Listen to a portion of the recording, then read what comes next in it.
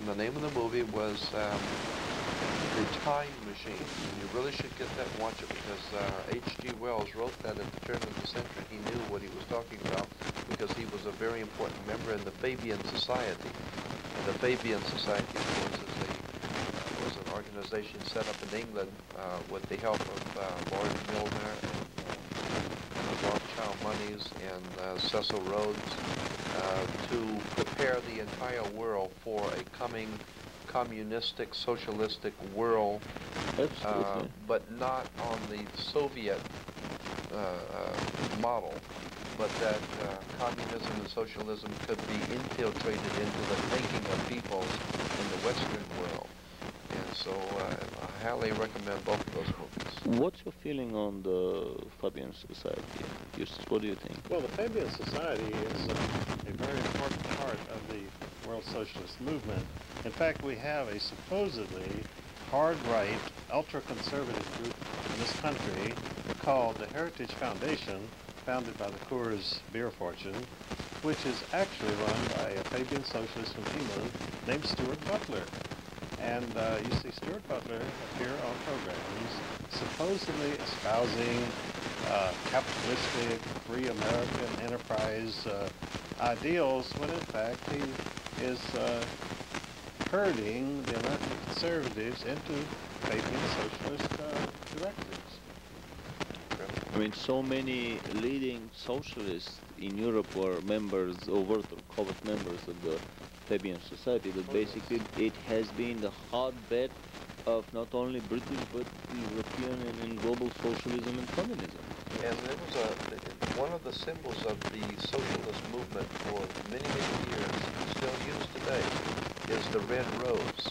And I have many, many pictures in color of very famous communist and socialist leaders, many communist leaders and socialist leaders wearing the red rose. And Castro and all the hierarchy of the Soviet government. All the Soviet, all the Eastern European, I mean, it's a very important symbol of all May Day, May 1st celebrations. Right. But in the New Time magazine for January 19th of this year, 1994, there is a color picture of the new President Clinton looking at the Oval Office, and in his left hand is a red rose. And I thought that was very significant. Why would the president pose for a picture holding a red rose? And so there's a message there. You better do your homework on Clinton and the White House, and you better find out why that it's called the White House. Yes. And why England is ruled from something called Whitehall. And why the Russian center of power is called the White House. Also the White House. And the Russian colors, the new color for the new federation is red, white, and blue. And the new symbol on the national coat of arms is the double-headed eagle of Freemasonry. So this white of the White Houses all over the world is basically the white of the white magic. Oh, well, and it goes back to Whitehall, as I said, in England. And the word hall is profoundly important because you have the Union Hall, the Lodge Hall, the Masonic Hall, Juvenile Hall, City Hall, the Hall of Records. This all goes back to the old ancient Hall of the Initiates in Egypt, from which the Freemasons took that term hall. And today we have Whitehall, or the Hall of Justice, and City Hall, Town Hall, etc. So what we're having here, what we've got here, is a very highly tuned, well-organized, and highly financed world conspiratorial apparatus operating with black magic, occultism, secret societies, and fraternal orders. And it just boggles the mind of most people who are not aware of this as to how far along the human race is toward the end of the human race. As we know it. Of an inhuman new order. And even commercials about carpooling these days on television, where they have these faceless, endless streams of people without any expression, without any love and feeling, marching slowly toward downtown, resembles very much the very same faceless roboton movements of workers going deep underground into their squalid living quarters in the famous silent film of the 30s, Metropolis, which is one of the most fascinating films about another possible Illuminati blueprint for a future society.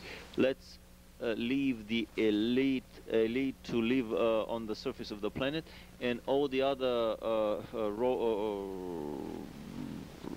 robotized workers would be living deep underground amid lack of light and abominable conditions. Or another film to that end, which is Brazil. This is one of the most fascinating films. Actually, I find these films, Metropolis, 1984, and Brazil, among the most important films about what a totalitarian society would look like. And anyone who would like to get an idea of what the New World Order would be should get and watch these films in succession, and then discuss them at home with the whole family, because these are incredible films. Incidentally, there's another one you don't want to miss. It was made in 1940s, no, 1939 it came out, 1939 I believe, called Things to Come, another book written by H.G. Wells. The book Things to Come was made into a movie, and Michael Rainey was the star. And in it, it shows the world after two major world wars, and a new group of people, men come in to rule the world. And Michael Rainey is the leader of this new group of men who are to rule the world. And in the movie, you can rent it. It's called Things to Come. Michael Rainey says, we are the Freemasons of the New World Order. We are the Masonic leaders of the New World, and we are bringing a new order to the earth. And one of the kings says, I've heard about your conspiracy, and I don't want anything to do with it. And Michael Rainey says that we are the power behind the thrones of the world. We are the Freemasons of the New Order. I think this is very significant. Back in 1939, Freemasonry bringing a new world order. The movie is Things to Come. You can rent it in any... Fascinating stories. I think that we should backtrack to almost the very beginning of this discussion, because we missed a few very important developments, actually two important developments in this country. And I would like also our friend present here to give his opinion on these cases. But one is the McMartin child molestation case. What's your feeling about that case, Eustace? Well, I'm quite sure that this is part of the conspiracy to violate the children and to make them susceptible to split personality, multiple personality disorder, in order to make them robotic slaves of the New World Order. Is it also possible that since everyone seemed to have been found to be innocent, that there could have been also a plan to put it into the minds of the people that when children talk about their molestation, that most likely it just didn't happen, and that the people are being accused are actually innocent, as the McMartin people were found to be innocent, and that maybe we shouldn't be worrying that much about this whole subject. Well, I think there was a very definite program to educate the public, or make the public believe that there have been other cases also in which people were convicted on these charges of child abuse at these daycare centers, and then were later found to be innocent and pardoned. So I think there has been a long, ongoing campaign to convince the public that when children talk about these things, that it's just a childhood fantasy, and you don't have to pay attention to them. And I think the media has done a great job in bringing this to the American public to make them believe that the children have overwrought imaginations. Nothing really happens. I felt the same because a lot of the media moguls are the very consumers of these children that are supplied to them for sexual purposes. Definitely. And there is a nationwide ring of child prostitution. It's been exposed in a number of publications. Leading bankers, politicians, George Bush is mentioned in one the famous Omaha case, which you may have heard of. Nebraska, Omaha, the Lincoln savings and loans. Yeah, basically, the McMartin molestation case, according to Ted Gunderson, and Ted has been the FBI chief for Los Angeles for how many years? Maybe Quite a few years. close to a dozen years. And after he retired, he's been investigating in his free time ritual child abuse and human sacrifices by satanic cults for all these years after that. More than 10 years now, by the way, and he is probably the leading authority in this country on ritual child abuse, and according to his words, the McMartin child molestation case was not an isolated case. On the contrary, there were up to half a dozen such cases all over the country, and if the parents of these abused children were only to unite and there was a large enough legal base to start a class action suit against the government. I mean, I'm not a legal expert, but basically to start a class action suit against the government for the government inactivity, for doing nothing against these organized and extremely powerful, very well funded. I mean, after all, so many elite politicians and bankers are the consumers of these children. Oh, yes. To start a class action suit against the government for total inactivity in this field. And so what were you saying, Eustace? That basically a whole tunnel was discovered there under the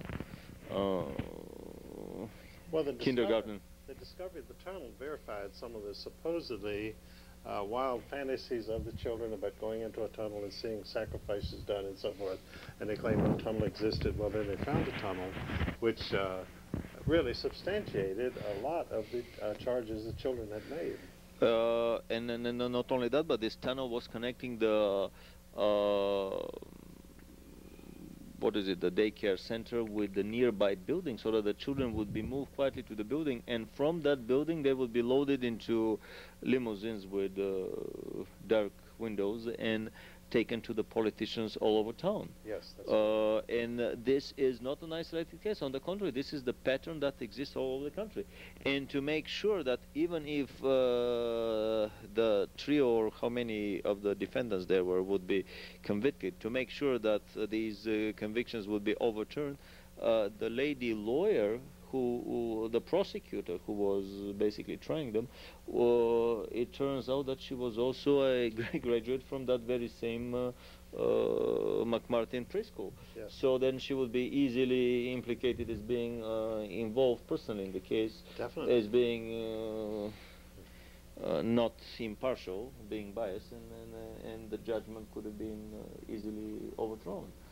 So basically, very cleverly, they did a precautionary measure there in case everything else fails. Yes.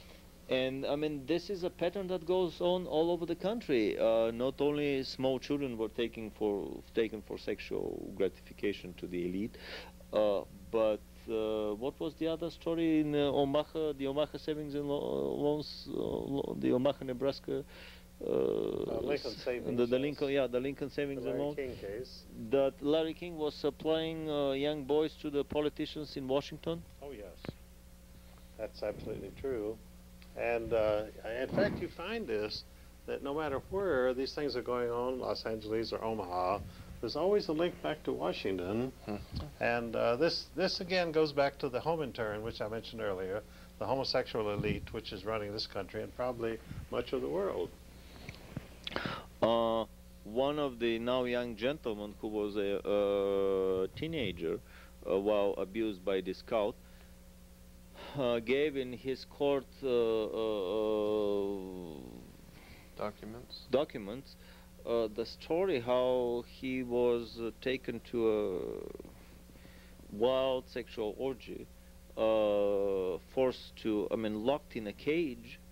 And among other wild things that he was forced to do, at the very end, he was forced to fornicate with a corpse of a dead man through the bars of the cage. Probably somebody who was already slain and made a sacrifice. Oh yes. in the wild orgy. Yes. And somebody even mentioned that a lot of these boys would be later killed so as not to be witnesses to having these liaisons with leading politicians. Certainly. And probably killed in a very sophisticated ritual abuse, I mean, satanic ceremony. Yes. I think we should also clarify that when we talk about Larry King, we're not talking about the radio talk show host Larry King. We're talking about an individual that was involved with that particular bank in Nebraska who happened to be named there. Savings and loans, a sleazy individual. Yeah. But who was it just one so of the happened that his name happened to be Larry King also. who was one of the main purveyors of child prostitution, and basically he ran a child prostitution ring for the elite in Washington. Somebody also told me that they do these regular retreats, the elite does. Where was this summer retreat? Well, you're talking about the Bohemian Society. Tell us something about the Bohemian Society and the Bohemian Moors and the very word Bohemian, and what does the Bohemian Grove mean? Well, Bohemian, in the way in which they are using it, is similar in which the way it has been used, but it's got a little different slant to it.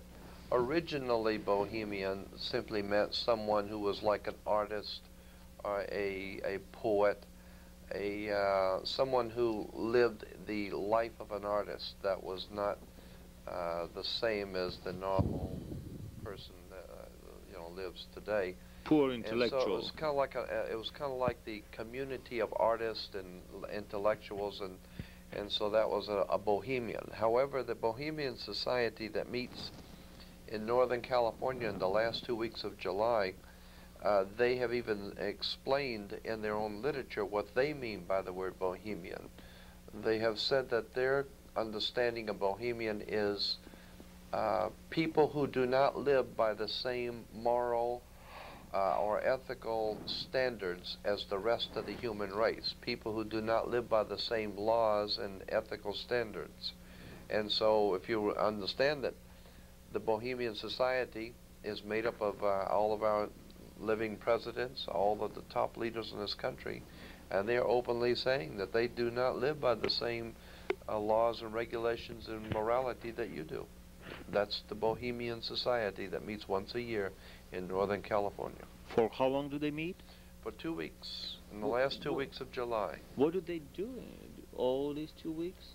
Well, they supposedly are there able to put down their differences and be one organization, so that leaders of the different individual political parties, even from Europe, supposedly enemies, can go there and for 2 weeks not be enemies any longer, and they can discuss the events of the day and be able to roam freely, and of course you have to know there's going to be sexual orgies and all kinds of things going on there. You think so? Oh, I'm totally positive of it. Yeah, they're totally isolated, and also they've come under fire because women are complaining they're excluded from this. Yes. These are the business and political leaders of the Western world, and women claim under equality they should be allowed to participate, and that it's interfering with their careers and so forth.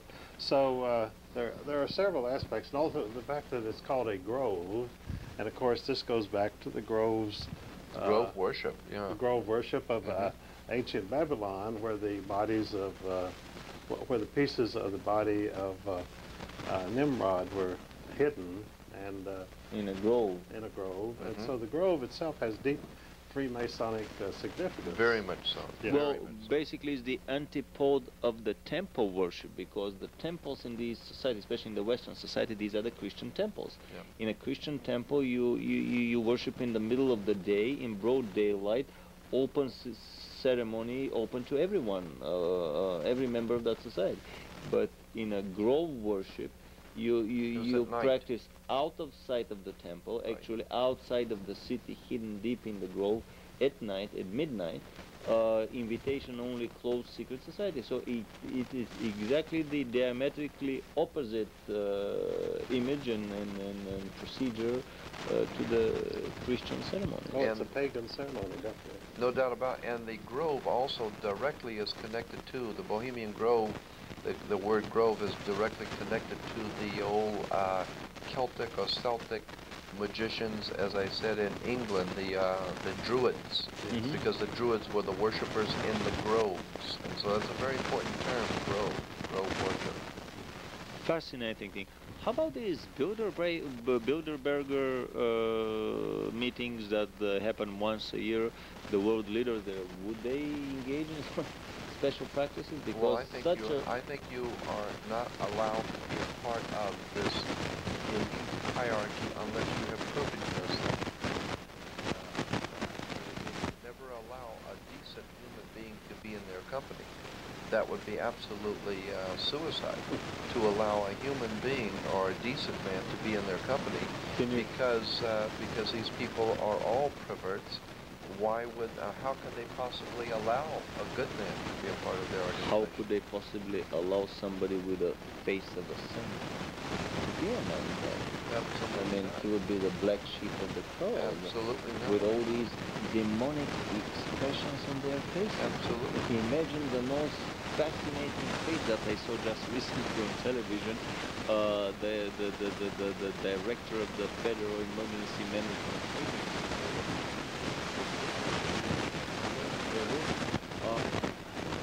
I was mesmerized by his eyes. I've never seen such an eyes through my wanderings on 3 continents. I've never seen more nocturnal eyes of a midnightly creature. I mean, actually somebody told him about the eyes because at the end of the day he was looking down as if reading from something and never even looked up to face the camera. I mean, this was the kick of my day. I mean, I've never seen a person with more demonical eyes. But then you think about, well, this would be the guy, the real Tsar of this country when they suspend the constitution, and he will be the one to marshal thousands in the concentration camps and into the population elimination centers of the New World Order.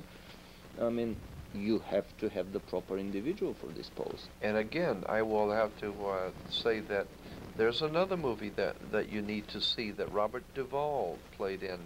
It couldn't be made in this country. It was filmed in Canada, and it's called Handmaiden's Tale.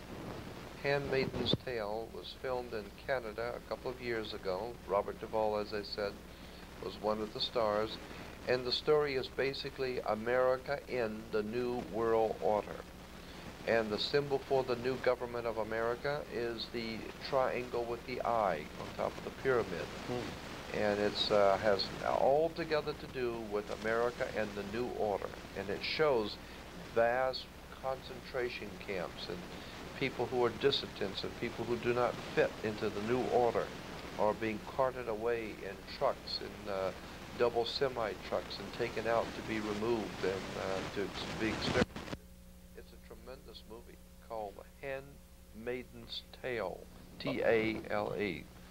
I found an incredible issue of Look magazine from the 60s, and we're gonna put this on the tape later on, with a cover story about concentration camps, vast concentration camps being built in America on the Nazi pattern. And they show photographs of these huge camps that are being built in preparation for either declaration of a state of emergency under whatever pretext, or for a future war against drugs. But this was right at the time the Americans landed on the moon in the late 60s. So basically the New World Order has been preparing 20 years in advance, which is the usual preparation. Well, actually, it's on the dollar bill back in 1934. And the man who put the symbol of the New World Order on the back of the dollar bill on the pyramid, the Novus Ordo Seclorum, or the New World Order, was Franklin Delano Roosevelt, known affectionately to his friends as FDR, Fraudulent Deficit Roosevelt.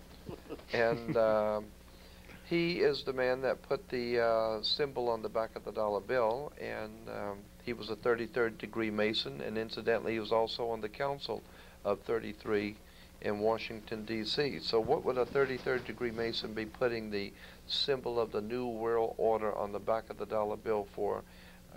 Franklin Delano Roosevelt was a very, very evil man. And you know, Jordan has mentioned that these people are basically perverts, and I think this is true because when you look at our present President, Bill Clinton, and I think the average American opinion of him today is that he wouldn't stop at anything, but you see, he's a Rhodes Scholar. Now you have to remember that the Rhodes Scholars arose out of a single man, Cecil Rhodes, never married, who was employed by the Rothschilds to seize the diamond and gold mines of South Africa from the rightful owners. And Cecil Rhodes was handsomely paid by the Rothschilds for this, and he surrounded himself with very handsome young men. And his gift to posterity was that after he died, his fortune was to be used to train handsome young men who were quite pliable and willing to be used by people like himself, that these Rhodes Scholars would become the new ruling elite of the world order. And of course, this is the origins of Bill Clinton's political career. Absolutely. Fascinating story.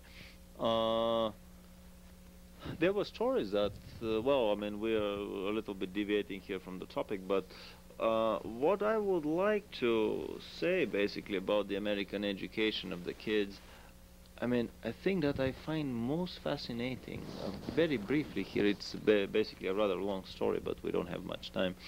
I mean, I'm coming from Bulgaria, which is in Eastern Europe, and Bulgaria fights with Romania for the place before the very last place in Europe, right in front of Albania.